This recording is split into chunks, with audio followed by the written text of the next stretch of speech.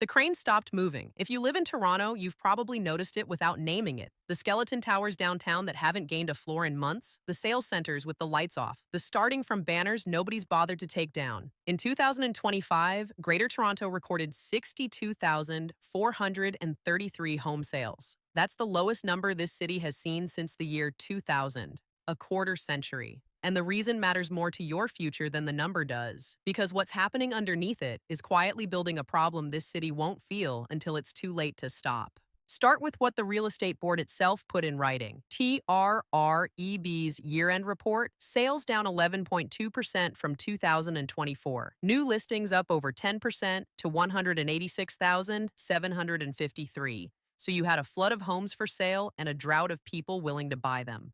Prices fell, the average down 4.7% to about $1.07 million. And the board's president, Daniel Steinfeld, framed it as good news. More affordable, he said, set up for recovery. And on paper, sure, a cheaper house sounds like a win. But ask who actually pays for a year like this, and the spin stops working. Because while Ottawa and Queen's Park talked about affordability, the people who build the housing were getting laid off. ResCon, the council that represents Ontario's residential builders, said it plainly. We are staring into the abyss, its president, Richard Lyle, told reporters.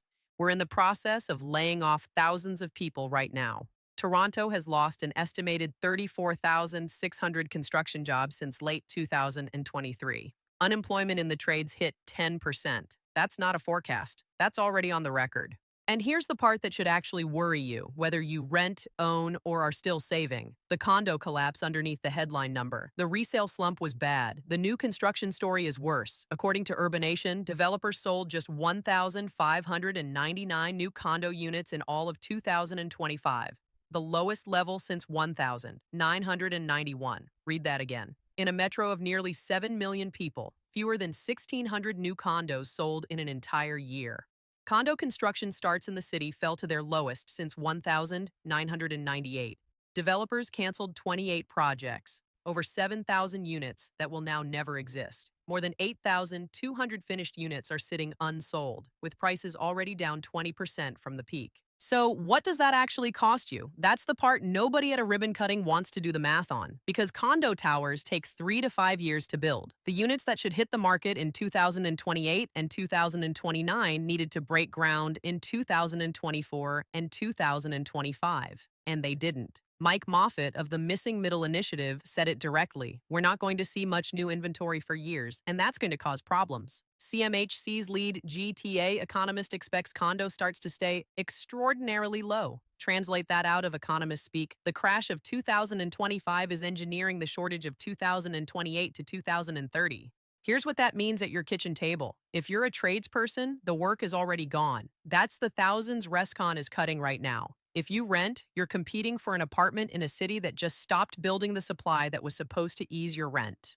And if you're saving to buy, the more affordable market they're advertising today is the same decision that drives prices back up the moment demand returns and there's nothing on the shelf.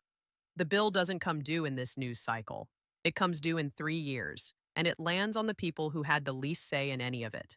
And none of this fell from the sky. High mortgage rates kept buyers out. Economic uncertainty kept them nervous. And Trump's tariffs gutted Ontario manufacturing. Over 29,000 of those jobs gone in a single quarter, which is the same wave of insecurity that makes a family decide this is not the year to sign for a $1 million mortgage. Fewer buyers, fewer starts, fewer homes, 3 years out. That's the chain. Nobody overseeing it has paid a price for it. So when the Housing Board calls a 25-year low the path to recovery, understand exactly what's being sold. A market this quiet isn't healing. It's a city that stopped building during a housing crisis and called the silence progress. The numbers are real. The job losses are real. And the shortage being manufactured right now, while everyone celebrates cheaper prices, is the most real thing of all. The cranes stopped moving. The question is, who's going to notice before the next generation can't find a place to live?